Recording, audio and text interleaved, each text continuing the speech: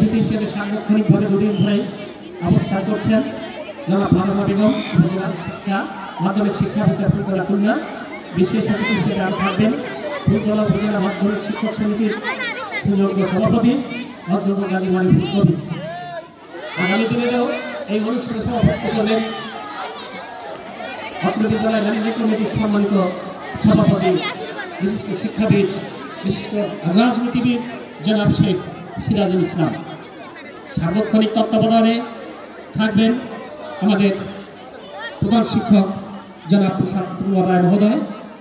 ক্রীড়া পরিচালনার সার্বিক দায়িত্ব যথারীতি রতনবাবু করবেন।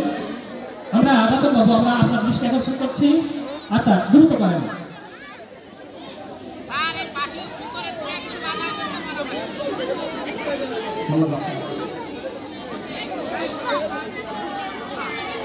সকল অভিভাবক সকলকে সামনের দিনে শুরু হয়ে গেছে ভলেন্টিয়ার মেয়েদের দৌড়, ভার্সবের দৌড় অনেকেই পড়তে শুরু করেছে, অনেকেই এগিয়ে আসছে।